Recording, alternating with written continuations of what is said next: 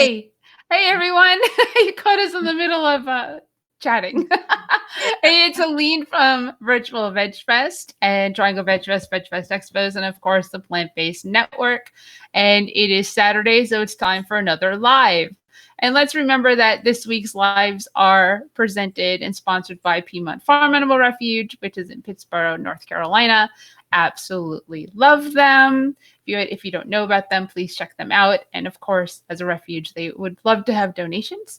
And then Virtual Veg Fest on YouTube. You can go and subscribe and watch all our lives there, which are no longer live, they're recorded. But then you can also shop at virtualvegfest.com because we want to support our vendors and make sure that they survive this pandemic as well as everybody else. So Karen Ranzi is our person today. Now, remember, you can interact with us. You can ask questions. You can, on the side with the chat, ask questions. Let us know you're here. Say hi. Wherever. Say where you're from. Whatever it is, just let us know you're around so that you can. If you have any questions, like I said, please interact. So Karen Ranzi, I met, I think, in 2017 at the New Jersey Veg Fest, which I emceed. And it was a lot of fun. It was 2 days. It was very busy and it was very tiring. However, Karen was one of the speakers and it was really cool because there's not a lot of speakers I have found at a lot of events that are raw. They're raw foodists, let alone we go into raising your children on a raw diet. And a little further, I know Karen's going to talk about this and how it improved her health and her child's health with autism is something that is very intriguing. Now, for me personally, I'm not a big raw foodist person because I'm a brat. And people know me know that already. So I'm a brat and I don't like foods that taste like dirt or anything like that. But I do eat some stuff. And now with this pandemic, I'm eating even healthier. So I'd like to throw it at Karen. So you can say who you are and what you do. And well, you know what? If no questions come in, we're just going to have a conversation and all of you can watch. Yeah, thank you, Helene. And I do want to say that the introduction that Helene gave me at the 2017 New Jersey Veg Fest was probably one of the best introductions I've ever received at a festival or any presentation. She just, really went through my bio and also made it really personal. Oh, thank you. Yeah, so I remembered that right away. And when you contacted me, I was really excited to reconnect with you. So, so that I wanted to say first. And then I have been on this path for a long time. And I think it's also important to say that I am first and foremost a vegan. I came from a family where my grandmother was very ill in 1921. She had asthma and emphysema, and she switched to a whole plant way of eating back then. So I had this in my family, and she lived another 50 years. The doctors said she was going to die, that she only had a few months to live, and that's why she made such a strong dietary change, and that made all the difference for her. So I had that healing message growing up, even though my mother thought that we could not be healthy if we didn't eat animal protein. So my father was eating all plant-based, and my mom was eating very differently. She was eating the mainstream. And I grew up in the 1950s and 60s when processed food came to be. And so that's what I grew up on, processed food and animal food. And, that's what most of us grew up on. So, and still today. And it's gotten even more, and it's gotten even worse, the foods that people are eating. So, so this is my background. I had cystic acne for 25 years and went to dermatologists and got hydrocortisone shots in my face for 25 years and took a dangerous drug called Accutane, had terrible digestion. And I didn't know really what was going on. When I would ask the dermatologist, they said it had nothing to do with what I was eating. And meanwhile, when I was 17 years old, because of the way that my father and my grandmother had a very strong connection to how we treated the animals who share this planet with us. And I watched the difference between my father and grandmother taking a tissue and taking any little insect that was in the house outside, and my mother with the fly swatter killing everything and being afraid of the tiniest little spider. So I saw a very clear distinction of how we are connected to other beings. And I fell in love with this sacredness that my father and grandmother had with all creatures. And that's why I say, first and foremost, vegan.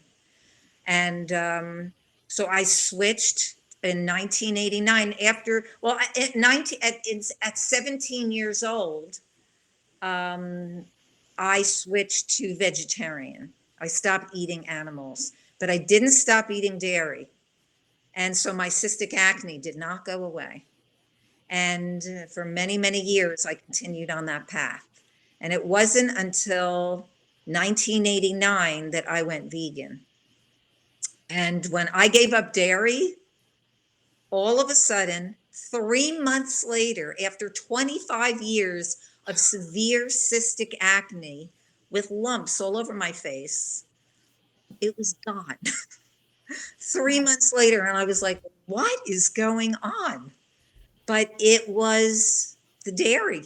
It was the dairy. After all those years that I was told that it was genetic, it was not genetic at all.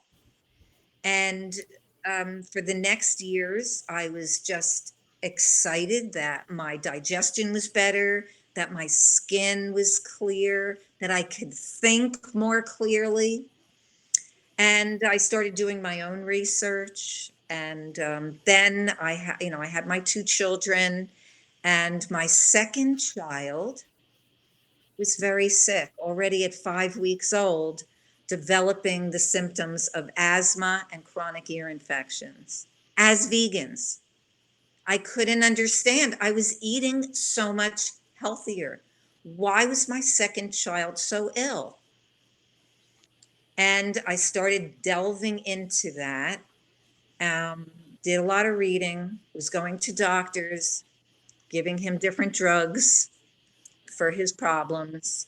And then they told me that he was going to be on an inhaler probably for the rest of his life. And that was when I hit the roof. And I said, okay, I already made changes. I'm already seeing progress for myself. Why is this happening for my child? And that's when I started exploring raw food. I started finding out more about what my grandmother had read and learned from. I started really delving into the fiber in plant foods and getting the most nutrition. And I started doing a lot of investigation about acrylamides. There was a study done in Sweden in 2002 on acrylamides at the University of Stockholm. And they found that the higher you cook your food, a plastic-like coating is formed around the food. So in other words, steaming, boiling was not a problem. They could look at it under the microscope and there weren't any acrylamides. But once you started these longer and higher cooking temperatures, like baking and of course frying, and foods like French fries and potato chips that kids are growing up on today, these are like loaded with these acrylamides, this plastic-like coating that supposedly is, from these scientists, they say it's carcinogenic, causing cancer. And that just really spoke to me because I was preparing a lot of these foods at high cooking temperatures. And I started to really look at what I was eating and what I was feeding my two children. And that's when I also started looking into raw food, and that culminated with me not only transitioning my family, my two kids and myself. My husband wasn't ready for that, but I transitioned my two kids and myself to a total plant-based raw food lifestyle. And within months, my son's severe asthma, and I'm saying severe, like I used to sleep with him on top of me at night. He was wheezing so badly at night, we were running into the shower. And 10, 11 months later, no more asthma, no more painful ear infections. It was just gone. And since that time, I have worked with thousands of families worldwide with children that have all kinds of problems, and adults as well with asthma and other health issues, and a whole foods plant way of eating, incorporating a tremendous amount of raw food in there is, in my view, the way to go. And that kept me really motivated. So I wrote two books. One was a 7-year project called Creating Healthy Children Through Attachment Parenting and Raw Foods, concepts in those books that I truly believe in. And that book has gone worldwide, and won awards.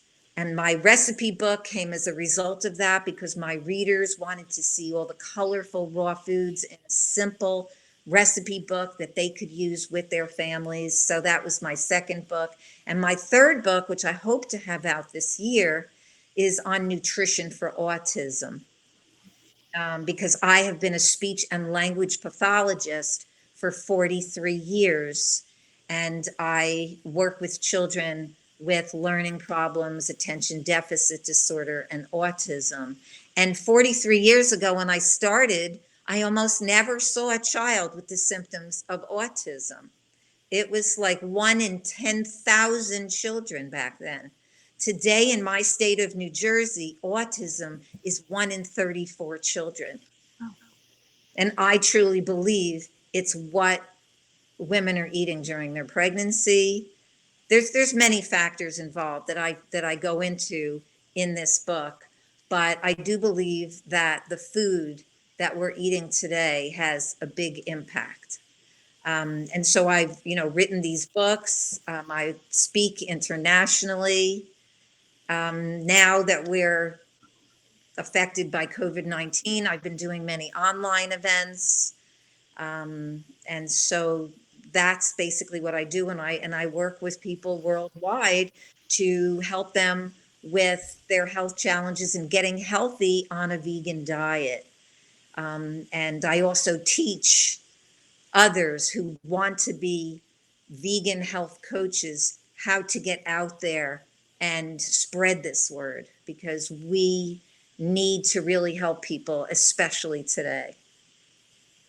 Agree 100%. So you went vegan the year I went vegetarian, which is interesting, right? 1989. So it struck, Yeah. that resonated with me. And I was like, that's the year I was 19. So I went full vegetarian Wow. in And that's huge. 1989. Yeah. Right.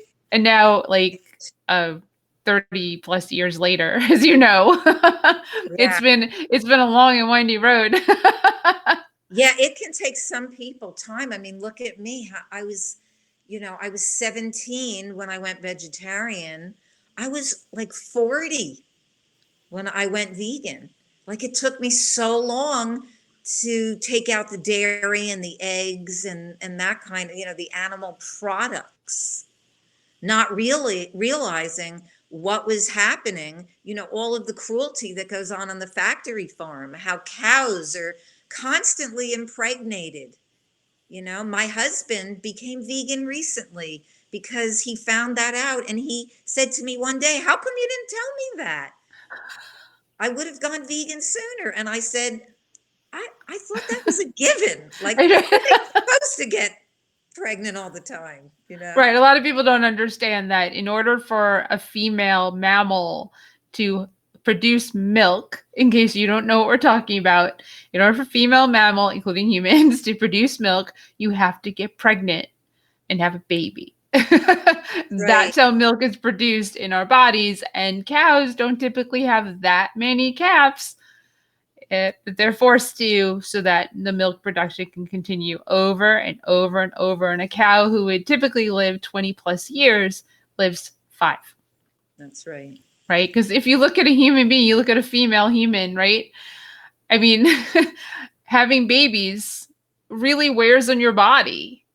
I mean, it ages your body. So having babies 1, 2, 3, 4, 5, year after year, multiple times a year, your body's going to give out. And that's what happens to the female cows. That's right. And Yep. it's so tragic that, when I realized that many years ago, there was, the moral part of this is so strong. And I believe that when people come to a vegan lifestyle for ethical reasons, they stay with it.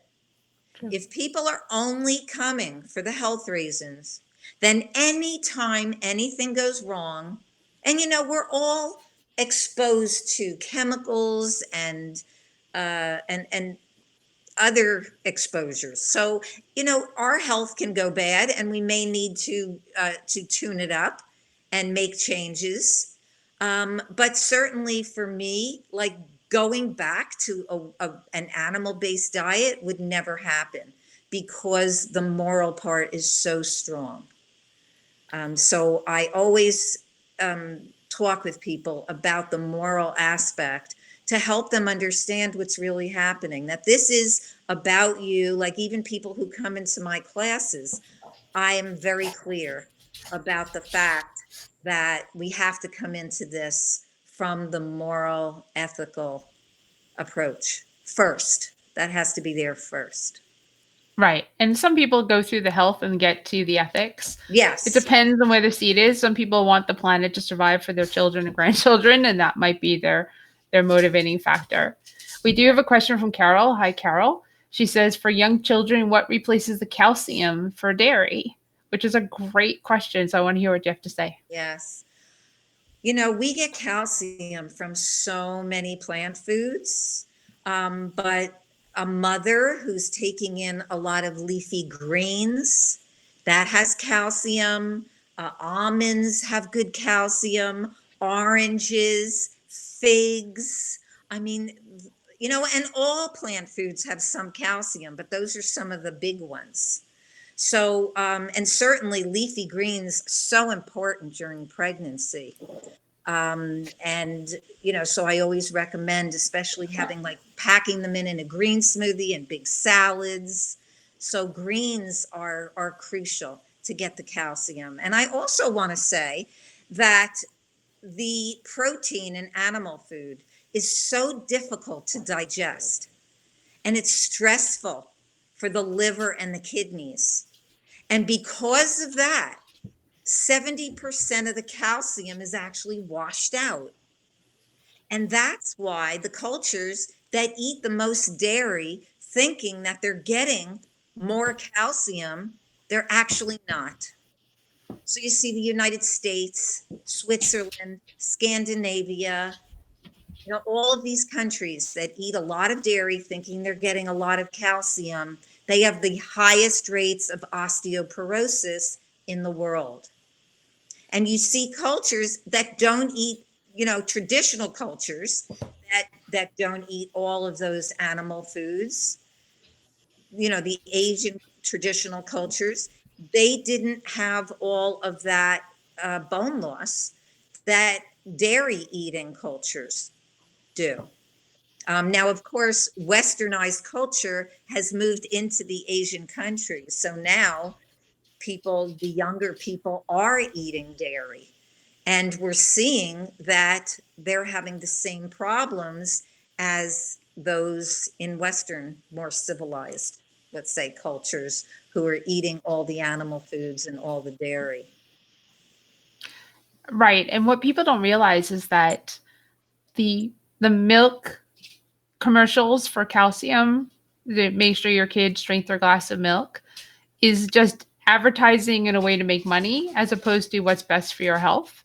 Because we actually don't need that much calcium. We get it from all the foods that we eat without having to get it from milk. And it leaches through your system and goes out in your urine and too much calcium is actually not good for us.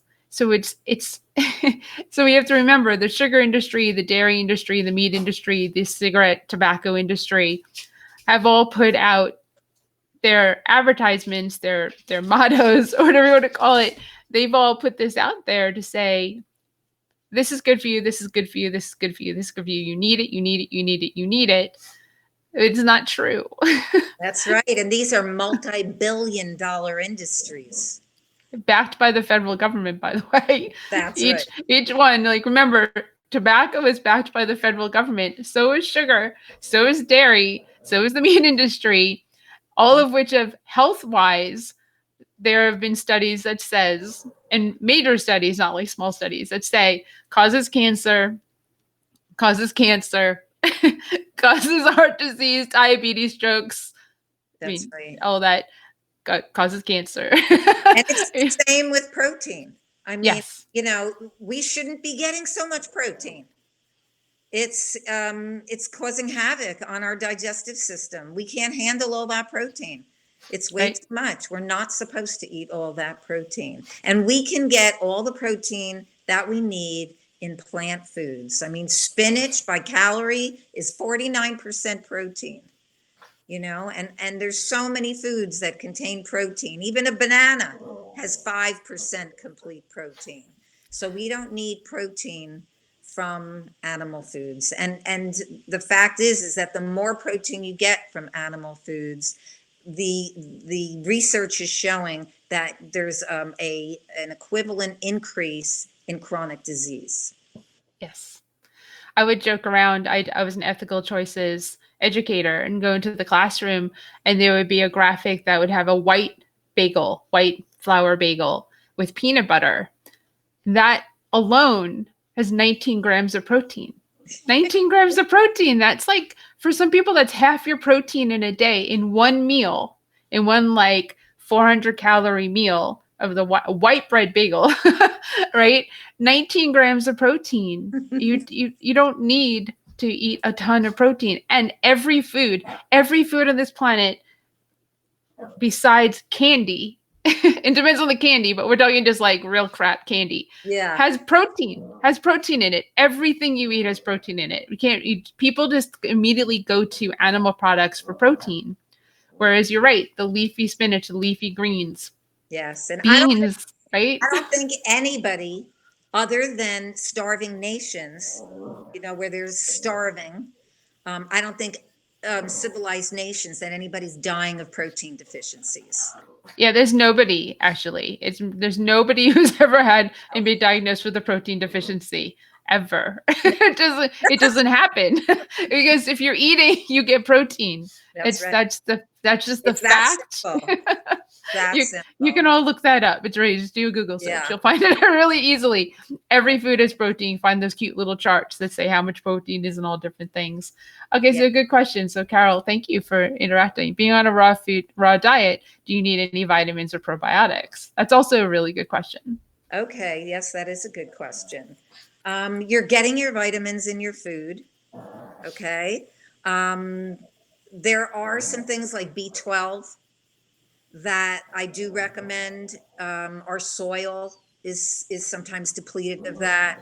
I did go for nutrition tests, and for a long time, my B12 was really good without taking B12. And I think that's because I have my own garden. I went to a local farmer who rotates his fields. And because he rotates his fields, he's not farming his land over and over again. So I think I was getting my B12.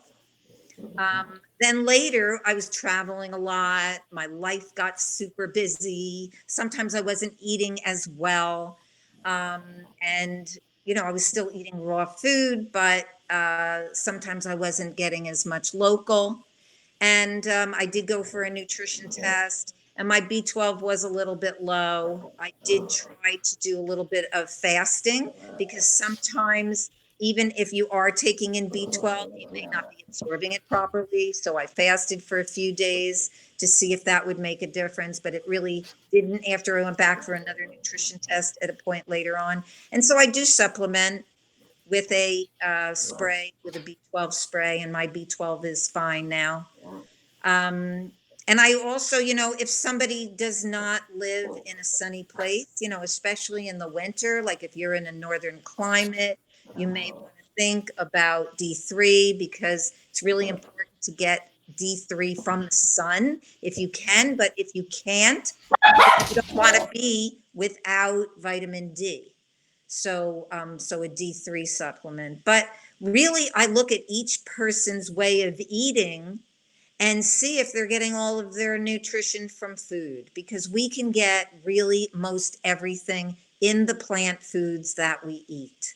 So I'm not the kind of person who recommends like a multivitamin for everybody, because I don't think everybody needs to take a multivitamin. Many of those vitamins and minerals in supplements, many people are already getting them if they have a healthy diet. And so we get a lot, especially if we're eating raw food. And so because raw food, when it's not cooked, it's the structure is not changed at all. We should, even if we're eating cooked food, we can still eat a lot of raw food. And you can add more raw food in terms of salads, especially, and fruit. Fruit in the morning is wonderful because after we've been sleeping all night, we've been fasting at night. The most digestible food to eat in the morning would be watery fruit. So those are, some tips of things to start with. And there's so many vitamins in all the different fruit, and vitamins and minerals, and lots more protein in the vegetables, even though all plant foods have protein. So we really get so much from our food. If you look up, and I work with some women who are going through pregnancy and they're really concerned with getting enough from a plant-based diet. And when we start going over all the foods and all the vitamins and the minerals in them, they're always so surprised at how abundantly nutritious plant foods are. So that's really key. And was there a second part to that question? I think there was a second part. Probiotics. The probiotics, thank you. So I also don't regularly recommend probiotics to vegans who are eating healthy whole plant foods, because a lot of the probiotics are grown on dairy. Okay, a lot of times dairy is the base of the probiotics. There's also sometimes added ingredients. Sometimes they're sitting in plastic containers, and plastics leach into the powder or whatever is in there. So I tend to like to get prebiotics. So prebiotics are in food that is digestible. And I especially like the prebiotics of leafy green vegetables. So what really is the definition of a probiotic? A probiotic grows healthy bacteria in the gut. Healthy bacteria to make a good equilibrium between the good bacteria and the harmful bacteria. And so if we have this ongoing eating of fruits and veggies, we're going to constantly be having good prebiotics coming in. So prebiotic means it's coming from food. And so a whole food plant-based diet has it all. So I hope that answers your question. That was great. And Carol goes further to say she's mostly raw, and every few years she gets food poisoning, and it's usually after a raw meal. Interesting. I've been raw vegan now for 26 years, and that's never happened to me. I do know, though, I remember Dr. Michael Greger writes in his book, How Not to Die, about alfalfa sprouts, that he got poisoned after eating raw alfalfa sprouts. And I know other people who do. I tend to stay away from foods that I know have that can get a lot of mold, okay, because that can cause that kind of reaction. So I'm not sure if it's something specific that you eat frequently that could have caused that. But, I've never had that happen. It could be the salmonella and the other issues that romaine has had, other Right. vegetables have had because they're grown in fields next to where the cows Livestock. are. Yes. Right? So it's impacting the actual fruits and Yes. vegetables in that Right. sense. What might help in there is to eat organic. That might help. That's So true. not a Eat guarantee, organic. but that might help. And that could be Yeah. what caused the food poisoning. So that's, but Yeah. it depends on when it happened. And, romaine suddenly is a problem, then it's not a problem, then it's a problem again. So you just kind of have to follow up. This is not only animal products that have recalls because of salmonella and other types of issues. Right. And also, the livestock sewage plants are very often near farms that grow vegetables. And so, like what you said, Helene, there is contamination. A lot of times, people have contacted me and said, "Oh, I can't eat spinach or romaine anymore." And I said, "You'll be able to eat it again. But I do recommend, especially the organic. But even sometimes the organic can be affected if it's near a livestock sewage plant. Right. So that's really an issue. So we have another question. I'm going to say Yulia, and I'm sorry if I pronounced it wrong, but she says, "Thank you very much for the informative talk." And then Karen, what farm do you go to for your produce? I'm very fortunate to have a farmer locally in my area. He's about 40 minutes away, his farm. But I'll go up there every weekend to get all my vegetables, my greens, even in the winter. So I'm eating local year round because he has greenhouses. And in the summertime, oh my goodness, he grows strawberries and then he starts growing melons and peaches. So I'm getting fruit in the warmer season. And I am in a cold weather climate in New Jersey. But being that he's only 40 minutes away, it's well worth my while to go there. And he's the farmer who I said he rotates his fields. I did do an interview with him some years ago on my YouTube channel. And so I feel like his plants are really rich with nutrition because of the fact that he rotates his fields. He's very educated, very knowledgeable farmer. There's also a veganic farm not that far away from me that I've purchased from before in Warwick, New York. So you can, even if you're in the New Jersey, New York area, you can also look up veganic farm. I forgot what it's called. I don't remember the name, but they distribute uh, throughout places in New Jersey where you go to pick up your vegetables. And so I believe in eating locally as much as possible. Of course, in New Jersey, I'm not going to get a local banana, which is a staple, but I try to, get as much as I can organic and more eco companies rather than the large organic companies. So, like for instance, I will go with berries that are from a smaller company rather than some of the large companies. So I hope that's helpful. No, that was great. People can check out. You can look up a CSA in your own community, and like you look up an organic one, CSA, and that's what I did here locally in North Carolina. We have a weekly box that has anything from potatoes to cabbage to lots of leafy greens, more leafy greens than I've ever experienced in my life. Oh, so Nice. that's right, Karen. She lives in New Jersey near you, and can you provide the name of the farm? Oh, She was sure. Well, the farm that I have been going to for 20 years is called Blooming Hill Farm. And it's in Blooming Grove, New York. And the Okay, awesome. farmer's name is Guy Jones. I Oh, send easy name. send a lot. I send a lot of people to Guy.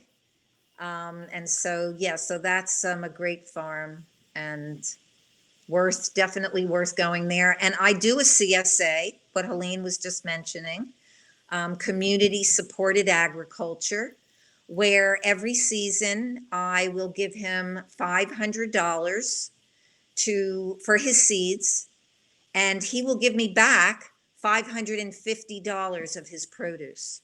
So by helping him out, he's rewarding me with an extra $50. They keep a card, so I don't even have to bring my wallet. And every time I go up there and shop, they mark it off of the card. It's a really cool thing to be able to support a local organic farmer.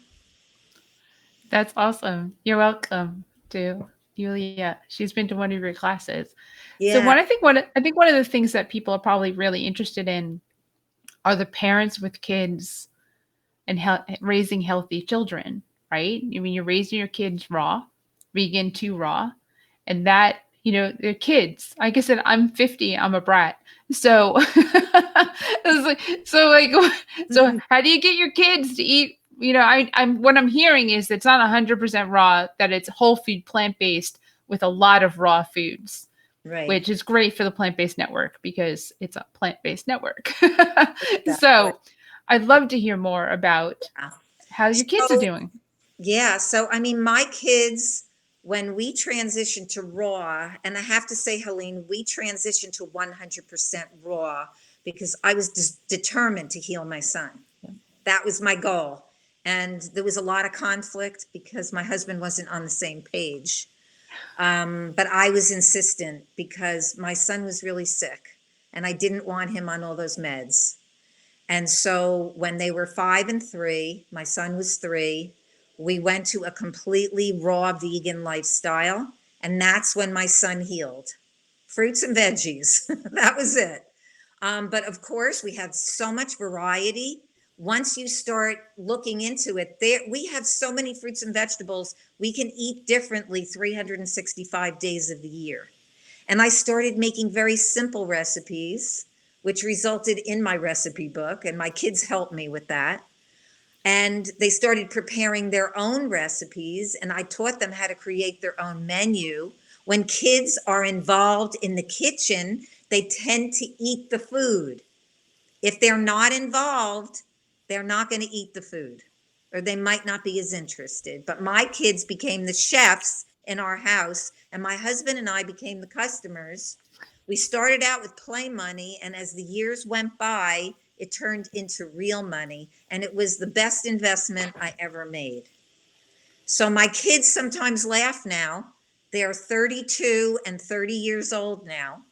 And they still say to me, "Can you believe we played that kitchen restaurant game until we were teenagers?" So, so it was really fun, and they learned a lot, and they got so creative with it. And that's what I recommend that parents do, and get the heavy junk food out of your house, and first and foremost, become a vegan house. So do a vegan house because of love of animals. Get your kids books about that are connected to humans connecting to animals. In my classes for families, and I do a class once a year called, I used to call it Raw Food Fun for Families. Now I call it Plant Food Fun for Families, where I help families to really connect with what's happening to animals and how we should be raising our kids. And in so doing, I give them lists of all the books and simple recipes to follow.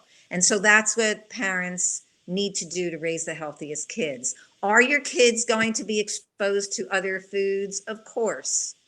And so my kids were 5 and 3, and at that time, I was the center of their universe.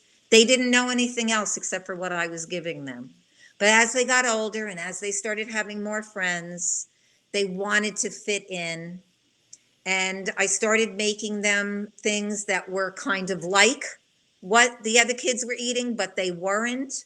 Like for parties, I would take an ice cream container, certainly not a dairy one, but even, a vegan ice cream container, pour out the vegan ice cream and put in the delicious fruit ice cream that I made. And I would even put carob powder in there to make it chocolate. And nobody even knew. A lot of the kids, they ate my ice cream thinking it was chocolate ice cream. They had not a clue. I mean, bananas, dates, mango, and carob powder, mwah, delicious. So it really wasn't that hard. I bought a lot of really delicious food that we prepared together. We brought to parties. Sometimes the kids would drop the pizza, the hot dogs, and the party ice cream cake and eat my pies and cakes and cookies and raw candies and things. And so that's basically how it was until they got older. And especially when they were in their adolescence, it became really strong that they didn't care anymore and they just wanted to fit in, and they went off. They didn't go off being vegetarian, but they didn't eat animals, but they certainly went off of raw and vegan for many years. And interestingly enough, they both became sick while they were in college. My son, after 4 years at Penn State, drinking alcohol and eating animal food and barbecuing with his friends, he got dermatitis all over his face. Came home and decided this is enough. And first he said, Mom, I went to see a dermatologist, an allergist. I went to see an allergist. And he said, he wants to put me on steroids. Can you give me the money? And I said, no, but if you come back to Whole Foods plant-based, and I said, you don't have to go totally raw, but you got to add a lot of raw back and you got to go vegan, and that way I'll help you out with lots of things, but I'm not giving you money for steroids. So for a while, he didn't talk to me. And I had to be okay with that. But I knew inside I was doing the right thing. And he came around. He didn't want to pay for it himself. And he came back and decided that he was going to go back to the way he was raised. And that's the other thing that I tell parents is that if you give your children an early base of health knowledge, they usually come back to it later on. And I've seen this over and over and over again. I've been working with clients both privately and in groups for over 20 years. And people come to me, sometimes I haven't heard from them in 10, 15 years, and they contact me and they say, you were right. My kid went way off, but he's 21 and he gets it now. So sometimes as soon as they come back to the young adult years, they realize that their way of eating and being brought up was that they were really fortunate. And that even though it was a struggle as far as peer pressure, that they do want to be healthy. They really do. And if you talk to your kids in a loving way, I have to say I was sometimes way too preachy, and I don't recommend that. That's why I use excellent children's books to educate instead of using my own, constantly telling my kids things. And so I try to be mindful, and I do have a new granddaughter. She's only 4 months old now. And so, I'm very hopeful because my daughter eats quite healthy and is vegan, and I'm hoping that she will also follow through with her daughter, giving her that early base of knowledge that she had. That's fantastic. I mean, you're right. If pressure doesn't seem to work, but you planted seeds in your kids that when it came time for them to recognize that this is something that they needed to do for their own health, they fell back onto their foundation. Exactly. Which is great. And we got a mazel tov. Thank you, Carol. Yeah, thank you. That's Yeah, wonderful. this is exactly what happened in all those years that I was crying, and I would pass my daughter's room and she'd be in there with a Snickers bar. I was just upset all the time. But I told them, please don't tell me what you're eating outside the house. I don't want to know, because it just made me more upset. It was better for me not to know.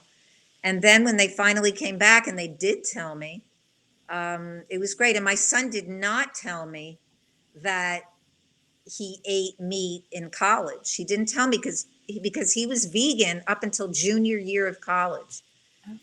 And then living at college with his friends, barbecuing every night and constantly encouraging him to eat the meat with him, he folded, and he did. And he continued for 2 years while he was in college, but he never told me. And he's 30 years old, and he told me like a year ago. He said, Mom, I just didn't want to hurt you. I know how connected you are. And he said, Mom, it made me feel so awful emotionally and mentally and spiritually. And I was so happy when I came back. And I said, why didn't you tell me all these years that you've been vegan again? And he said, I just didn't want to hurt you. And so it is just an interesting way that this happened. But he's just amazing now. I mean, he's beyond anybody that I would look up to. I mean, he's just very spiritual. He meditates. He eats all whole foods, and he goes off sometimes. He has some vegan junk sometimes, but he's back and he's really mindful about it, and I love that. That's really cool, because a lot of my friends are raising their kids vegan, but none of them are really, well, some are old enough, but a lot of them are really young. The kids are really young, and they actually, when they go out, the kids, 5, 6, 7, 8, 9 are saying, is that vegan? No, I'm not going. They're standing their ground when they have some pressure at that young age. Now it's pre-adolescence, it's pre-hormones, which is a whole different animal when it comes to human beings, right? Yeah. But then the ones that are teenagers already, they think about falling back into vegetarianism. And I know that it's not the easiest thing, because as the mom, because I'm speaking of that from that mom's perspective, who's the true vegan in the household, and the father and the kids are just kind of like, yeah, we get it, but maybe we'll do something else and you won't really know. And it's the same type of concept of, I don't want to know what you're doing out there, but in this house is vegan. That's the boundary, right? That was this my house. boundary. That was my boundary.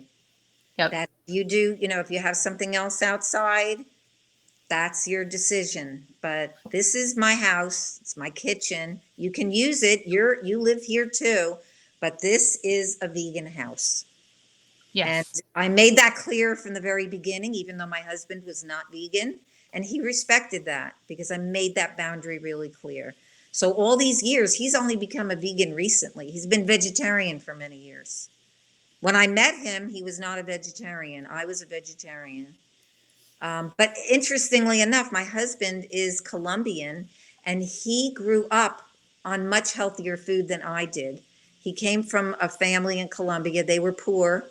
He grew up on lentils and rice and vegetables. And if they had a little piece of meat, it was really small, and they put a little tiny little piece in their lentil soup or their bean soup, and that was it. He grew up much healthier than I did. I grew up on cold cuts and milk every day and steak and hamburgers. And meanwhile, I had a vegan and raw father and grandmother. Right. So, and it's interesting that I met a man who actually grew up on a fairly healthy, almost vegan diet. Right. And so it wasn't that hard for him. I think for him, it was more of me telling him what to do. That was the difficult part. It's like he's vegan now and he really loves it. He loves everything I prepare for him. And he's not raw. He's never been raw. But he loves a lot of the raw food because over the years I calmed down. I wasn't, I was so militant at the beginning. And that's not healthy either, really. That was not so healthy for me because I did get stressed out. So I say, do the best you can. I also had a sick child, so I was really strong-minded about the whole thing. Right. And I don't regret that part of it. But eventually, I think I could have, when I saw that it was a struggle, it's not fair to put pressure on others. So I could have been the example and still and had my house the way I wanted my house to be, but given my family the leeway to be themselves outside of the house. And if they did bring in something vegan into the house that maybe wasn't so healthy, and later on, if they did bring in vegan chips or something like that, that I was totally against, I had a hard time with it, even though I did let them bring it in. But at a certain point, they wanted to eat healthy. And now I see them taking it on, because at a certain age, like 24, 25 years old, reasoning really becomes part of who people are if they have been brought up this way. The reasoning really kicks in. And that's what I found with both of my kids. Yeah, no, that's it's actually really cool to hear. And you're right. I call them newbie vegans. They get more militant. You can tell. You can almost tell if somebody's kind of new to veganism or activism, and because they're just like, yeah, they're just, and you're just like, okay. When you ebb and flow for 30 something years, you go from this to that to the extremes to what you feel, no this, not that, and you finally get to like a zen point of this is who I am, this is what I believe. It's not that I don't have room for change or growth, but this is good. I'm happy, I'm living, and Yeah, I'm healthy, which is totally. one of the most important things. So Yeah. one thing I want to go into, the last thing before we close up, is favorite recipe. It's a tough one, I bet. Yeah, I But have so many that I love. One of my favorite things to make is my cauliflower Spanish rice. ooh, And what I do is I take cauliflower, which can be hard to digest raw, but if you take it and you ground it down in the food processor to like a rice texture, and you put it in a bowl, and then you make a sauce for it. And I prepared this at the annual Woodstock Fruit Festival. And there was a Mexican woman in the kitchen at the time, and she was smelling it. And she was like, that smells like something from my country, like something that I would really like. And I said, yeah, I'm trying to make a Spanish rice here. And I put, and so then in the food processor, I put in cumin and fresh cilantro and lime and let's see, scallions and avocado. And I blend that all up and I mix it into the cauliflower. Oh, and soaked sun-dried tomatoes. I forgot. That's an important part. I blend that in the food processor until it's kind of chunky. And then I mix it in with the cauliflower. I'll eat the whole bowl. I'll eat the entire thing. It's really, really tasty. It was a big hit at the festival. And so, those are some of the kinds of things that I love to prepare that take 10 minutes. Like all my recipes are uncomplicated, take almost no time to prepare. And that's why, because I used to get raw food recipe books and I have loads of them in my kitchen and they're all these long, complicated recipes. And people tell me like, I don't want to eat raw like that. I'll just eat my salad and my fruit. Thank you anyway. So I made a recipe book that has quick recipes that makes it simple. But you don't even have to use recipes. You can just eat fruit and salads. But people a lot of times want recipes, especially when transitioning from eating a lot of the more mainstream foods. So it's so, important to have them. oh, definitely. Can you also share like how people can find you, where they can buy your books, and how to get in touch with you if they want to after watching this? Sure. So I have two websites, superhealthychildren.com foodfabulous.com. And that website has my blog, it has my recipe books, it has my book, Creating Healthy Children, which is like a 500-page book, but that is really easy to navigate with a full index and table of contents. And that's all on superhealthychildren.com. And I have my recipe books and ebooks on that website as well. And then I have another website called feelfabulouswithfood.com. And that website is for those who want to become vegan health coaches. And of course, my focus is also on getting more raw food in. So I have a lot of information on raw food, but it's not, I'm not black and white. It's not like I think somebody is only going to be healthy if they're 100% raw. I've seen there's many aspects to being healthy, and it's not only food. But I do think that it's important to have an abundance of raw food in there. So my course does focus on the benefits and has 4 modules and lots of supervision, lots of marketing information. So information about that course is on feelfabulouswithfood.com. I also have this Thursday, I'm doing a free webinar for people who are interested in how I became a successful health coach in the vegan niche. And if you are interested in getting on my newsletter, you can go to superhealthychildren.com, and there's a sign-up form there where you can get onto my newsletter. And that way you'll find out about my events and my coaching and my classes, because I work privately and in groups. Right now with COVID-19, all of my live classes are online.